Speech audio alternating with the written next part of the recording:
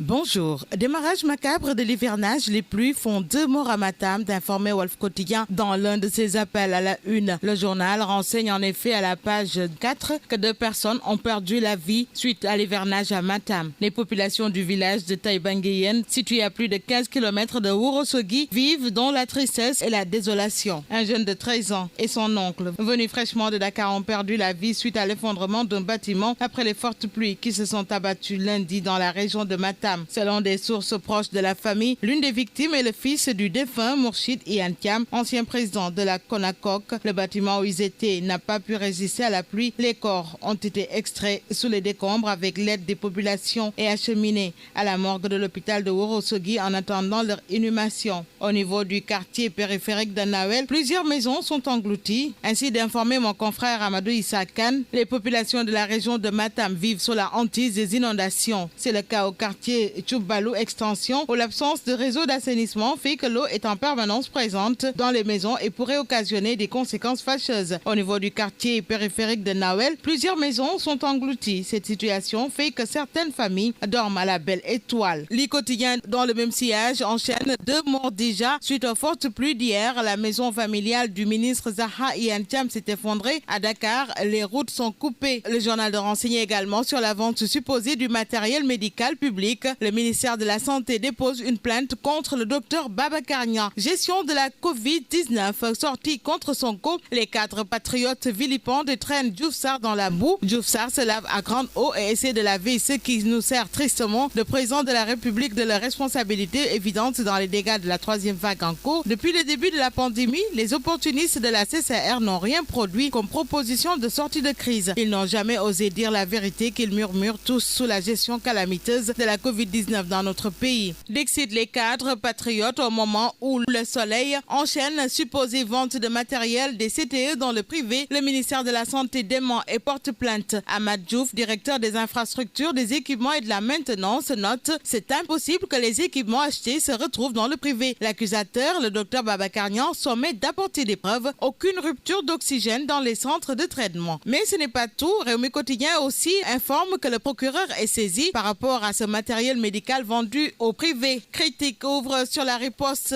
qui s'oxygène. Équation des cas graves. Les effets dévastateurs du variant Delta sont tels que les tenants de la riposte ont compris que le combat pour la disponibilité de l'oxygène est capital pour la survie des malades en réanimation. La tribune parle d'une bousculade dans les morgues. Nombre de décès élevé depuis l'apparition du Delta. 99 décès en une semaine. Pourcentage élevé de levée de corps. Moment choisi par Wolf Quotidien pour rebondir avec cette flambée des cas Covid. Condé met le Sénégal sur la liste rouge. Autre information à la une du journal, il s'agit de Mamour Cissé, ancien ministre d'État, qui déclare que le Sénégal a besoin d'un despote. Il faut rétablir la peine capitale, dit-il. Les locales dépendront de la réussite du Grand Magal. Le leader du PSD, John Tibi, souligne que l'heure n'est pas à la polémique, mais à l'union des forces pour vaincre la pandémie à coronavirus. Les critiques portées contre les gouvernants sur la gestion de la Covid-19 ne sont pas du goût de Mamour Cissé. Il affirme que le Sénégal ne mérite pas l'opposition qu'il a aujourd'hui. Enchaînons avec 24 heures qui ouvre sur cette interrogation. Qui pense prospective au Sénégal? Tension sur l'oxygène, les vaccins, les lits d'hospitalisation pour freiner le Covid-19.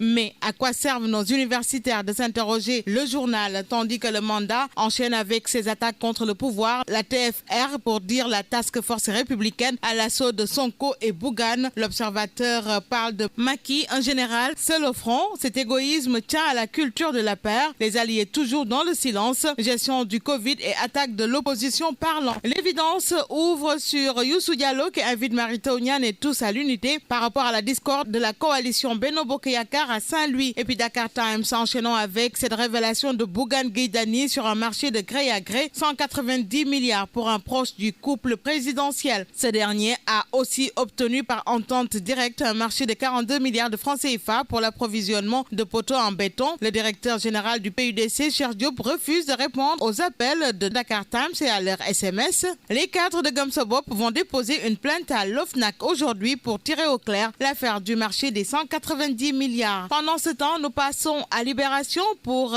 livrer le nom du féticheur et tueur présumé de l'Obéniaï qui était déjà apparu dans un crime, Hamidou Sidibé, et l'affaire Abou Kama. En 2011, Abou Kama avait été séquestré dans une salle de bain et torturé pendant 4 jours par des malfaiteurs qui avaient volé voler sa voiture. Sa réputation mensongère forgée grâce à une certaine presse en ligne, il prétendait avoir découvert ses pouvoirs à l'âge de 5 ans. Et nous bouclons avec les quotidiens du sport. Stade tout d'abord. 13 saisons, promu capitaine depuis la reprise. Mendy, Koulibaly, Kouyaté et Ghana en leader. Sonolan boucle avec la reprise des combats de lutte. Le CNG exige un pass sanitaire. 5000 places à l'arène nationale, 2000 à Iba Mar Diop. Port du masque, lavage des mains, présentation du carnet de vaccination pour redémarrer les activités. Bonne lecture à tous.